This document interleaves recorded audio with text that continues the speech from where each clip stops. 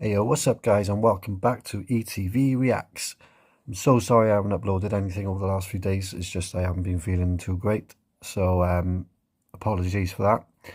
But I am back, and today we are starting with Jellyroll and his testimony to the Senate hearing about the fentanyl bill. Now, I don't know a lot about it, but I have researched a little. I know that it's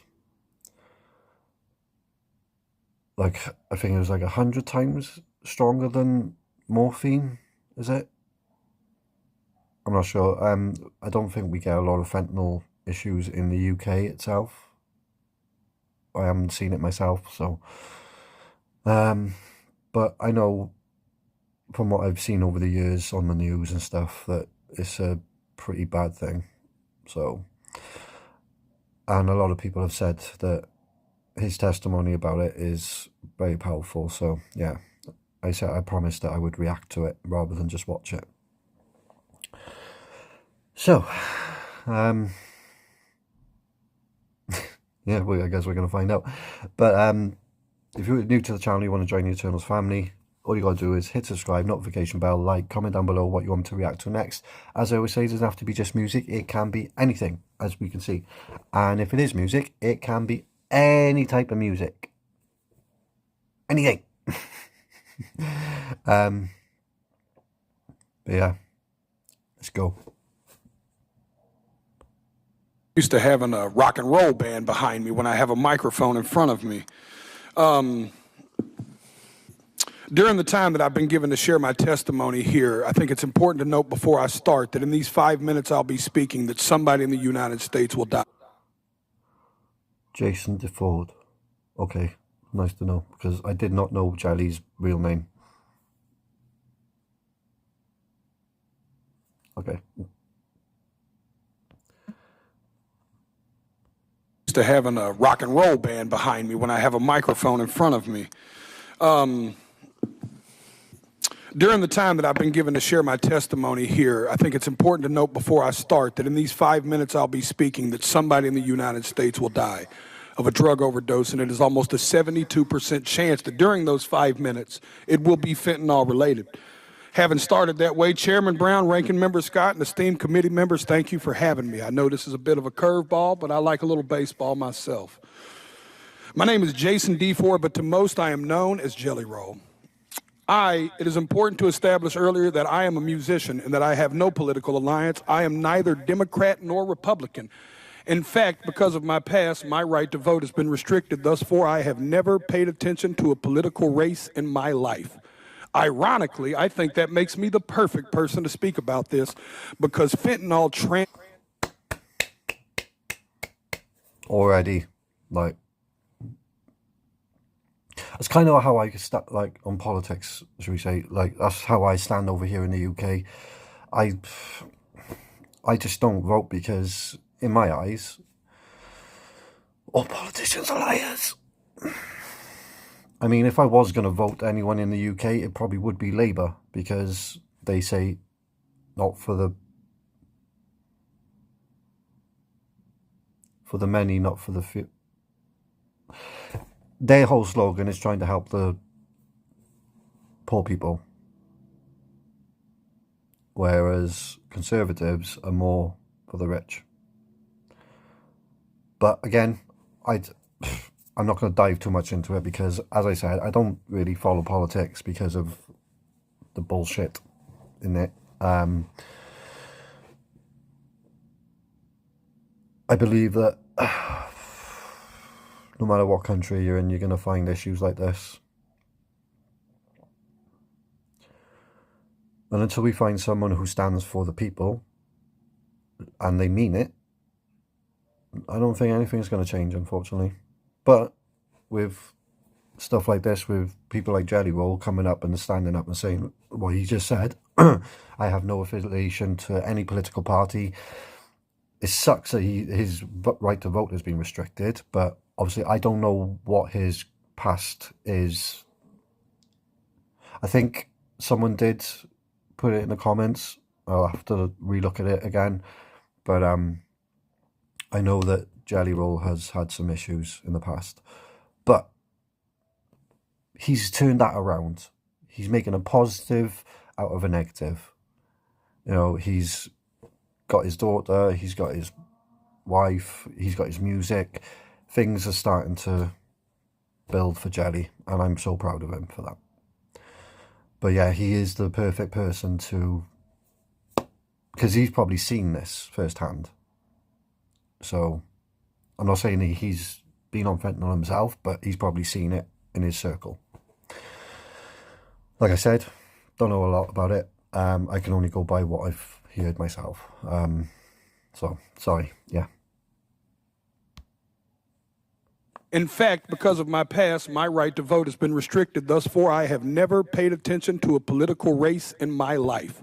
Ironically, I think that makes me the perfect person to speak about this because fentanyl transcends. Even when he talks, like the way he said ironically, like that grit in his voice is so, it gives it that much more emphasis. Like, you know he means what he says. And just look at it in his eyes. Like, you can see in his eyes that he's like, motherfucker, you better listen to me.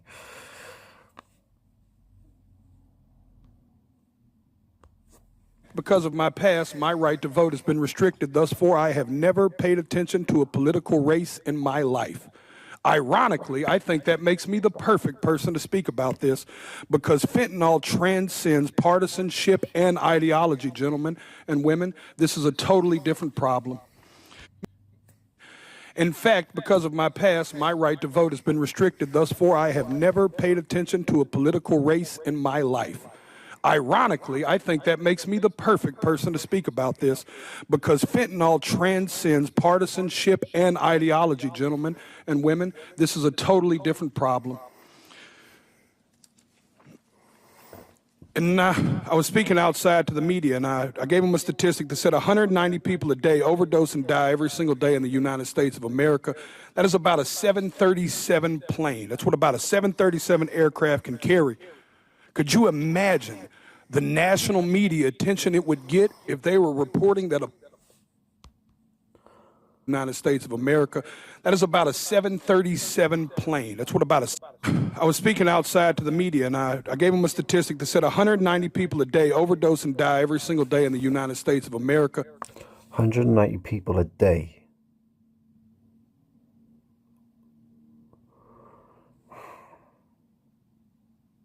What is this world coming to?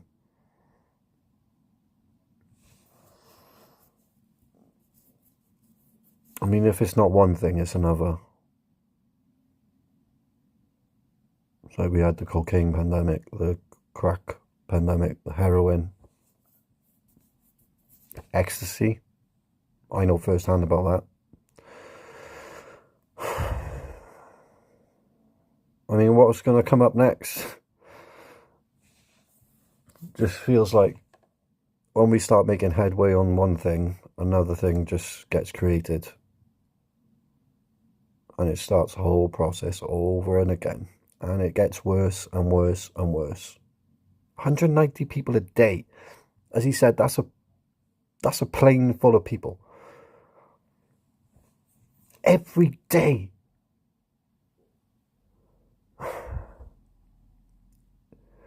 I mean, I did a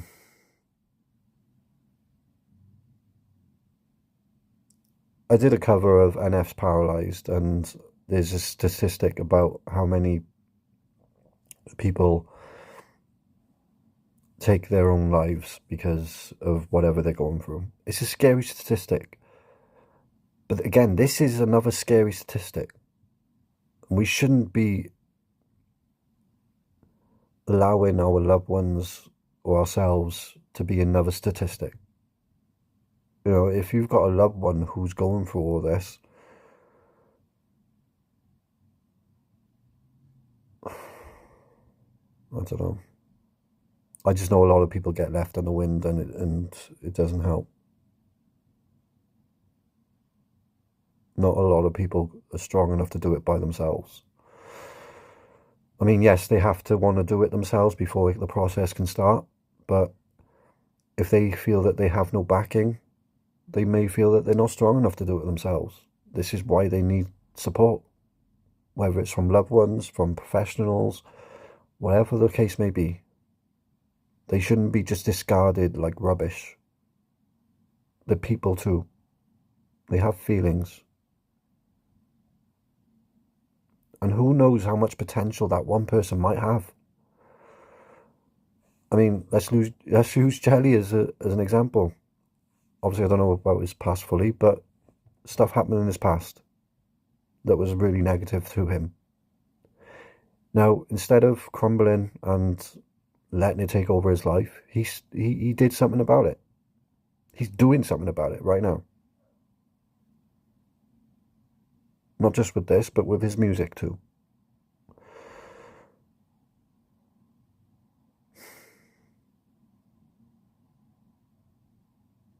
Jelly is going up really high in my regard because not just how talented he is at music, but the person he is or has become and what he will become in the future. Jelly for president. Sorry.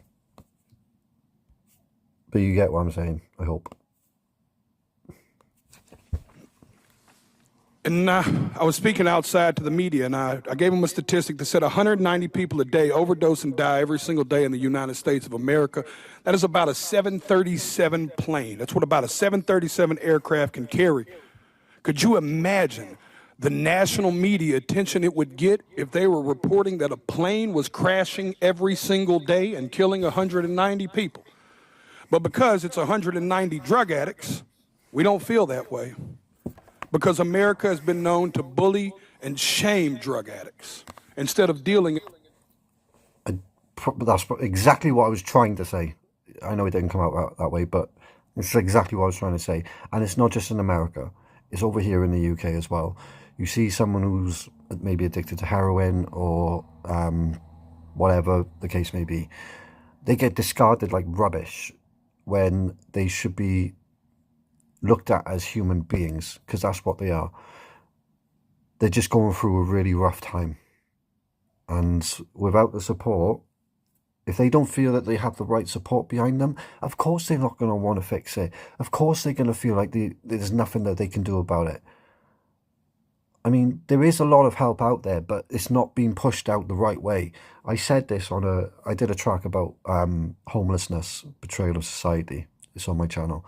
But it's like, yeah, there's a lot of help out there for people who's homeless, but they don't know that because it's not getting publicized.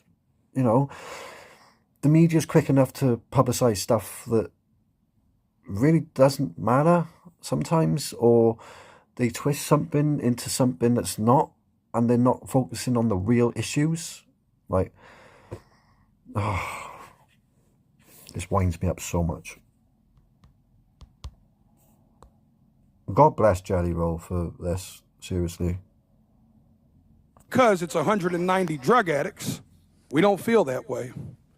Because America has been known to bully and shame drug addicts instead of dealing and trying to understand what the actual root of the problem is with that. But the sad news is that narrative is changing too, because the statistics say that in all likelihood, almost every person in this room has lost a friend, family member, or colleague to the disease known as addiction. That is fucking scary, but also true.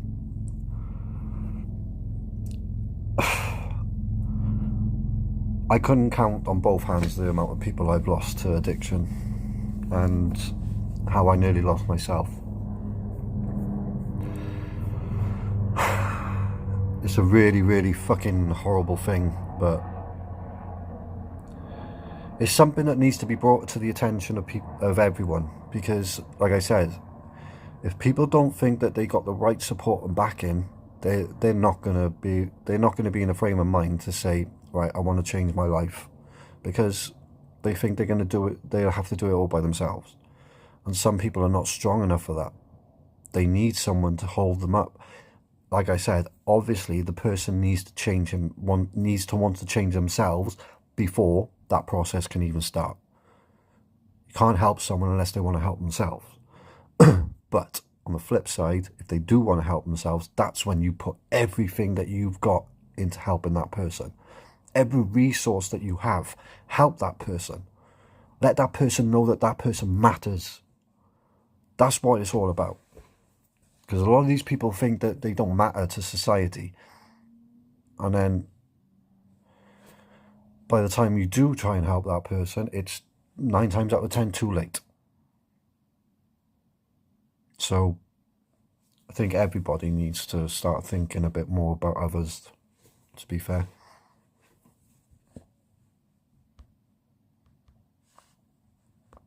Say that in all likelihood, almost every person in this room has lost a friend, family member, or colleague to the disease known as addiction. I've attended more funerals than I care to share with y'all. This committee, I could sit here and cry for days about the caskets I've carried of people I loved dearly, deeply, in my soul, good people, not just drug addicts, uncles, friends, cousins, normal people. Some people that just got in a car wreck and started taking a pain pill to manage it. One thing led to the other. And how fast it spirals out of control, I don't think people truly understand. So many people. That's the thing as well, where you label someone as a drug addict and they get labeled that, and then it's just like discarded. You know, you're not a valuable member of society, so why bother? But like Jelly just said, sorry, like Jason Defoe just said, some of these people are probably 9 people out of 10 are probably decent people who, like he said, had an accident, had to take painkillers, and it just spiraled into something else.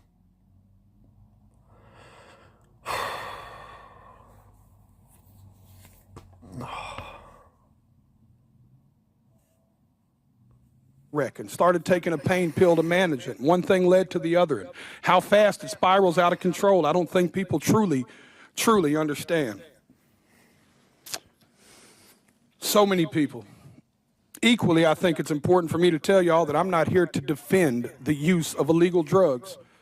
And I also understand the paradox of my history as a drug dealer standing in front of this committee.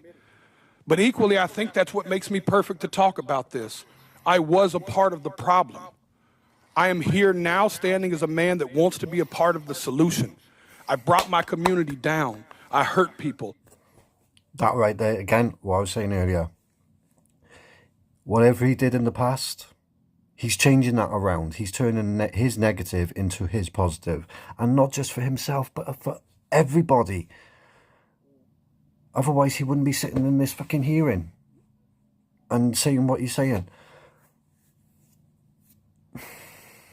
And yeah, he is the perfect person to talk about this, especially if he was dealing those drugs in the past. And like I said earlier, he saw firsthand what's going on. And for him to want to stand up and make a change on that, salute you.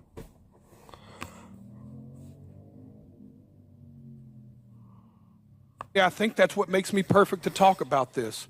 I was a part of the problem. I am here now standing as a man that wants to be a part of the solution. I brought my community down. I hurt people. I was the uneducated man in the kitchen playing chemist with drugs I knew absolutely nothing about, just like these drug dealers are doing right now when they're mixing every drug on the market with fentanyl, and they're killing the people we love. See, again, right, you could be buying one drug, thinking it like ecstasy. In my case, I could be buying ecstasy. These days, you don't know what's in that pill. Yeah, they might say it's an ecstasy pill, but do you really know what's in that pill? Do you really know what's in that powder? Do you really know what's in that pipe that you're smoking? No, because it's getting mixed with so many other chemicals, you don't know what the fuck you're taking?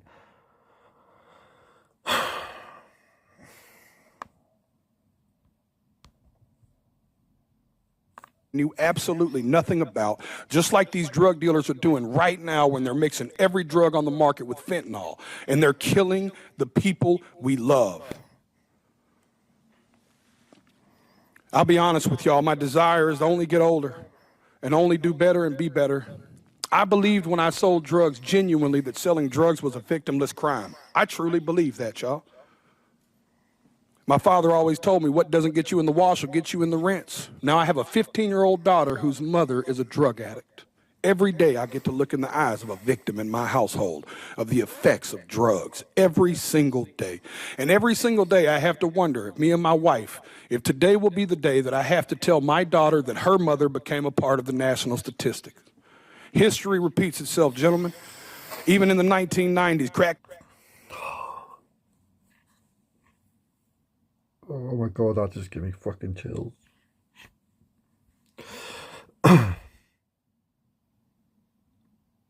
So if you've heard my story before, then you know that I had my first child at 19.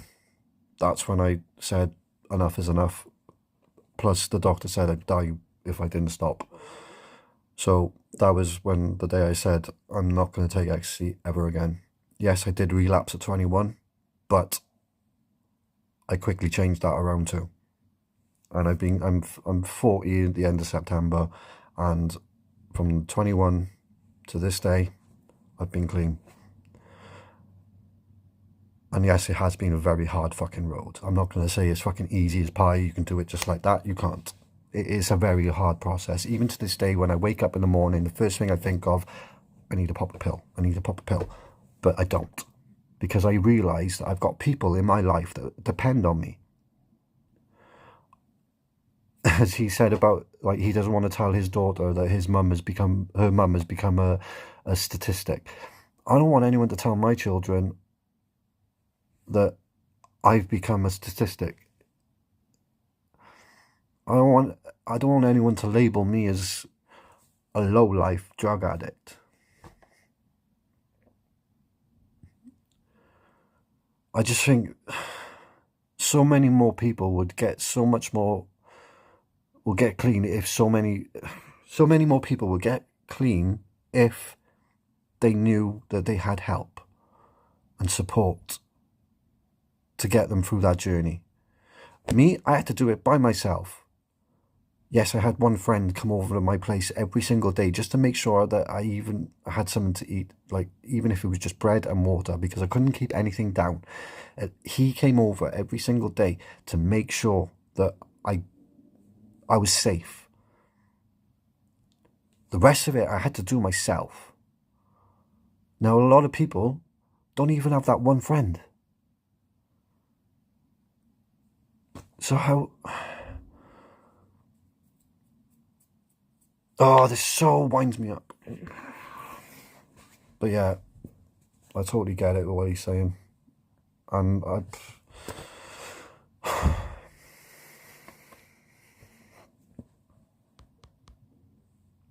Every single day I have to wonder, me and my wife, if today will be the day that I have to tell my daughter that her mother became a part of the national statistics.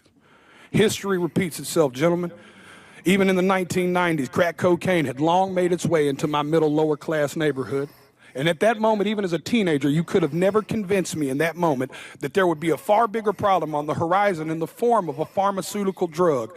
And then I watched opioids and Oxycontin burst onto the scene. I'm here to tell y'all that fentanyl is going to make the Sackler family look like saints. And I want to... Again, that's what I was trying to say earlier, where we had the crack pandemic, the heroin pandemic. Once we turn a corner on those situations, another thing pops up, like Oxycontin, opiates, now fentanyl. What's going to be next, people? What? And how far does this have to go before someone actually says enough is enough?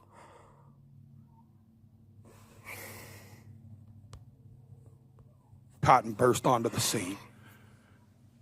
I'm here to tell y'all that fentanyl is going to make the Sackler family look like saints. And I don't know who the Sackler family is, so can you fill me in on that one, please? Cotton burst onto the scene.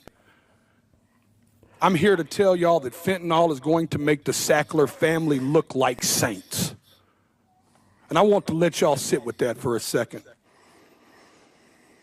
It is time for us to be proactive and not reactive. We were reactive with crack, we were reactive with opioids, and y'all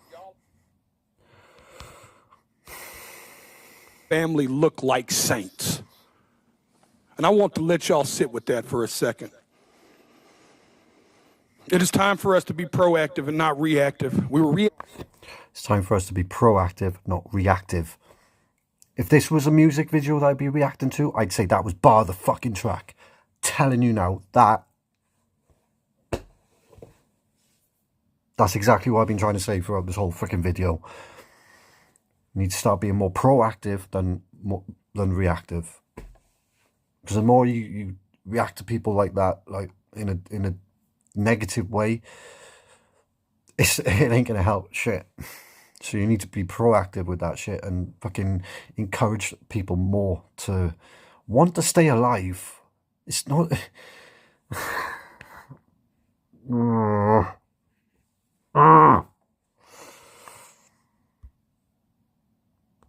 family look like saints.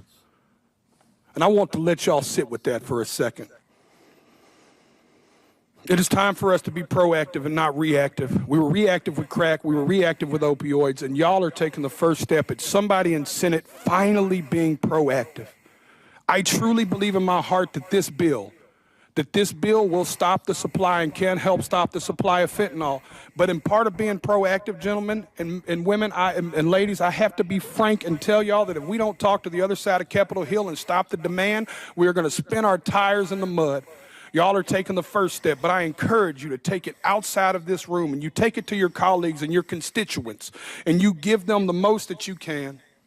I know I've got a few seconds here, and Senator Brown said I may or may not go over. All I want to say is that I not only encourage y'all to do this, I encourage y'all to take it a step further. At every concert I perform, I witness the heartbreaking impact of fentanyl. I see fans grappling with this tragedy in the form of music that they seek solace in music and hope that their experiences won't befall others. They crave reassurance. These are the people I'm here to speak for, y'all. These people crave. That's exactly what I'm trying to say.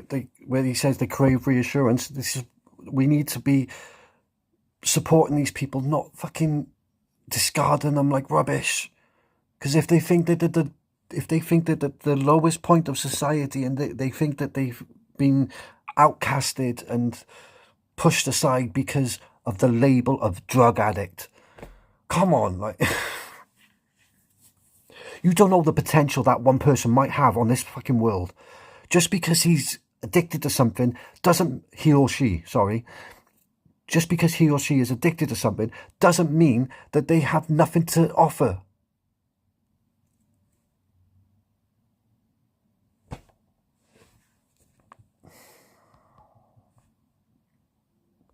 This tragedy in the form of music that they seek solace in music and hope that their experiences won't befall others. They crave reassurance. These are the people I'm here to speak for, y'all. These people crave reassurance that their elected officials actually care more about human life than they do about ideology and partisanship. I stand here as a regular member of society. I am a stupid songwriter, y'all, but I have firsthand witnessed this in a way most people. You are far from stupid. You are a very intelligent man, and I'm telling you, like, this.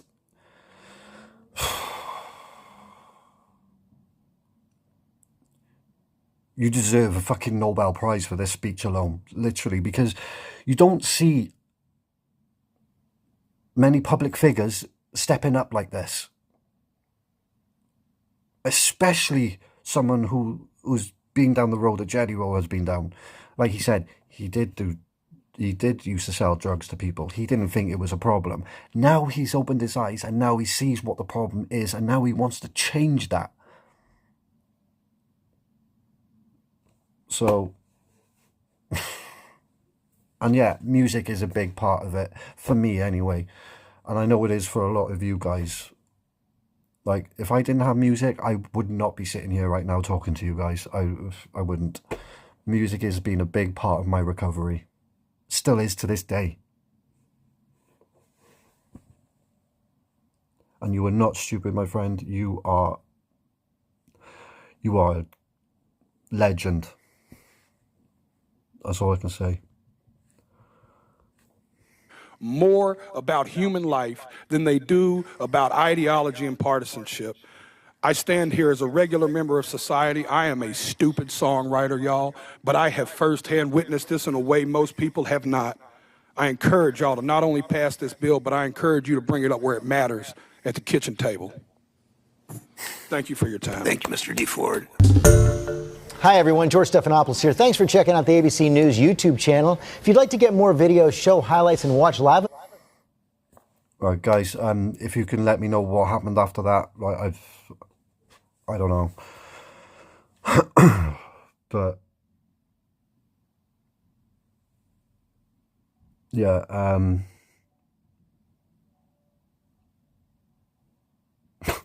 I got so much respect for Jelly after that, literally.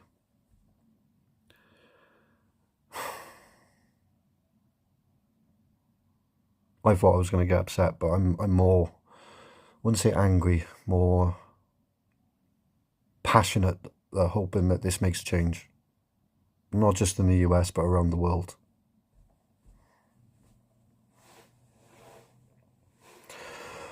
Guys, if